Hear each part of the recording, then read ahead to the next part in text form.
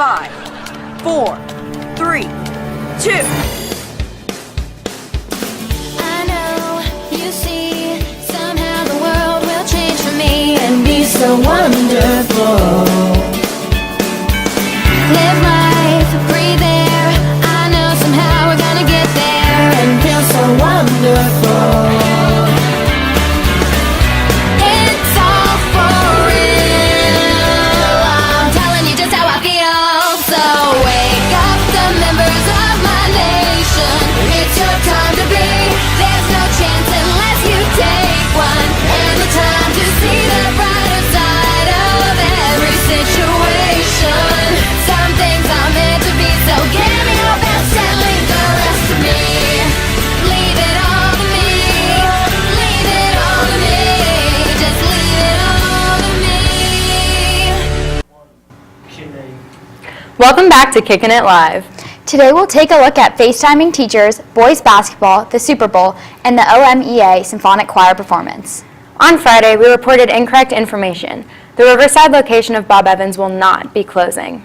Students, National Honor Society forms are due by Monday at 3:30 p.m. The latest edition of Arlingtonian is out today. Students can pick up their copy during third period, and for fourth and fifth period, the East Cafeteria has an Asian bar on the menu.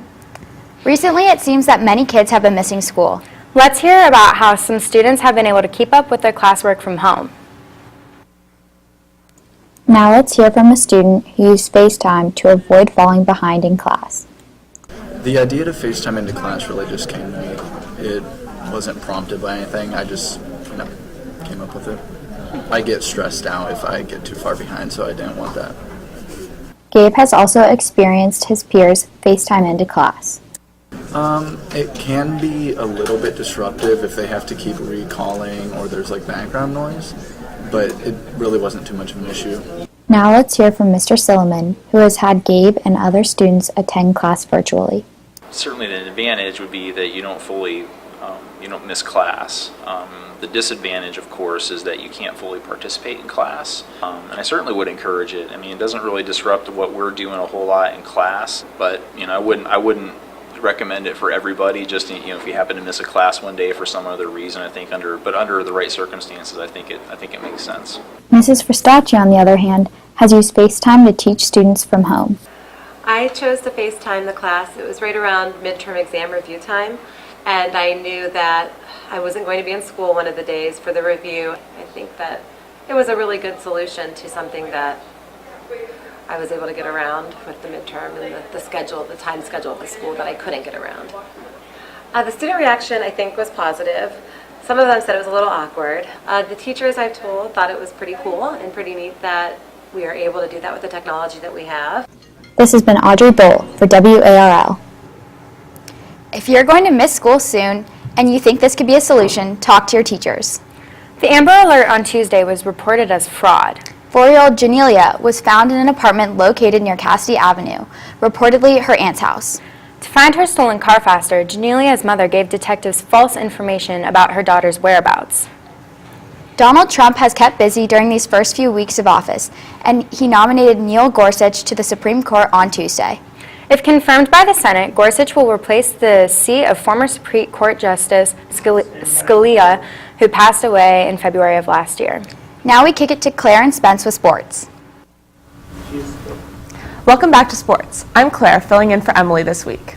On Wednesday, senior Golden Bears signed their letters of intent to play in college. This round, the signees included Jordan Bailey and Jack Hendricks for baseball, Emma Fetch, Sarah Hassel, and Madeline McKenna for volleyball, Alec Holden and Maddie DeVoe for soccer, Andrew Kibbe and Parker Neary for swimming, Nathan Orlandini, Mason Myers, and Mike Smith for football, Anna Reynolds for tennis, and Ellie Winslow for diving. Congrats to all the signees.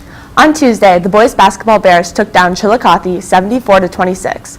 Max Martz and Dane Goodwin had a combined total of 39 points. Here's a look at how the boys b-ball season has been so far. This year's varsity boys basketball team is on fire with a record of 15-2 thus far, as they look to take the W against Hilliard Davidson at home tonight.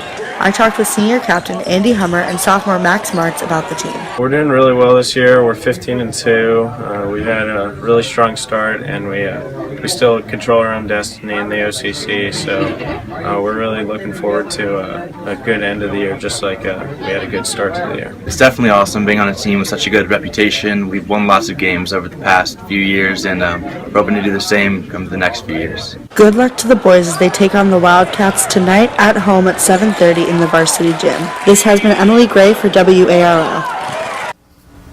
Best of luck to the boys tonight. Their game tips off at 7:30 p.m. The girls' basketball team will play at Hilliard-Davidson at the same time. The varsity hockey team has a game tonight against Kaufman at the Dublin Chiller at 7:40. The JV team plays Dublin Scioto at 6. And the Golden Grapplers look to overcome some recent injuries this Thursday for their senior night against Kaufman. Speaking of senior nights, the gymnastics team will have their senior night this Thursday at 6:30. The gymnasts also took second at the War Hockey Invitational last Saturday. Also last weekend was the NFL Pro Bowl, which only gained 7.4 million viewers. But don't worry, football fans. A much bigger game is on this Sunday at 6:30. The Super Bowl gains an average of over 115 million viewers, and with a great matchup this year, it's sure to meet expectations. Let's see how some UA students reacted to some impromptu interviews about the event. All right, so with the Super Bowl starting this Sunday, we're going to go around and see how much people know about the event. All right, so what day is the Super Bowl? Why, Spencer, it's this Sunday, of course. Do you know who's playing in the Super Bowl? Yes, it is the Patriots and the Falcons. Let's see, I think it's Green Bay. No, they got beat. It's the Patriots in Atlanta. Yeah, there you go.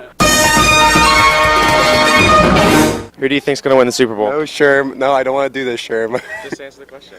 Pats. All right. Who do you think's going to win the Super Bowl? Falcons. Two very different views there. All right, so the Patriots are a pretty heavy favorite here in this game, but do you think the Falcons can pull off the upset? Yeah. Do you want to give us a little more than that? Yeah, Matt Ryan and Julio Jones are just like a dynamic duo, and they're going to just shut down the Patriots defense. And I think Tom Brady is just going to choke. Perfect, thank you. All right, who do you think's going to win? I'm going to cheer for the Falcons, but the Patriots will probably win. All right, yeah. And I'm going to take one of these cough drops. Thank you very much. Who do you think's going to win? I hope Atlanta, because they're the underdog, right? Yep. Yeah, that's what I'm hearing. All right, yeah, me too. All right, have fun in the bathroom. Thanks. What are your plans for this Super Bowl Sunday? Probably watch the game with family and some friends. You gonna eat dinner? Yeah, probably some chicken wings or some pizza. It's great party food. Sounds like a good time. Thanks for putting up with our antics, Golden Bears. Now to Lexi and Audrey with Lifestyle. Thanks, Claire and Spencer. In January, the U.S. Department of Health and Human Services and Shape America released a report on strategies for recess in school. The report says recess can help students stay focused in class and improve their emotional development. It also stated that taking away recess should not be used as a punishment. I don't know about you, Lexi, but I sure do miss recess. Now let's take a look at Symphonic Choir's recent accomplishment.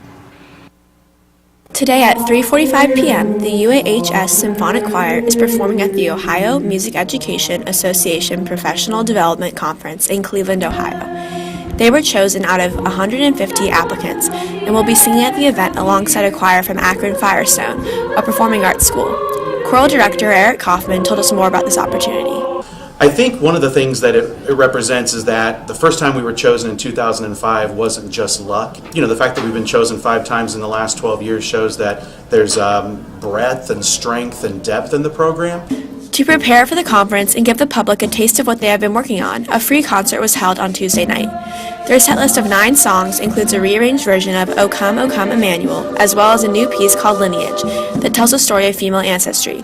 It's a strong story about the lineage of our grandmothers and what foundations they set up for us. So it's a simple song, but a strong message. This has been Lily Walsh and Elise Schaefer for WARL. Awesome job to our choir bears. Our music bears perform at local events throughout the year. At State of the Schools Monday, students performed a tease from the musical and the marching band played.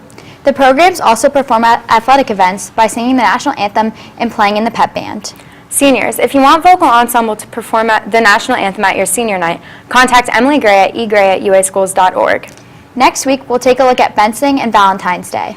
That's all for this week, Bears. Stay creative, UA!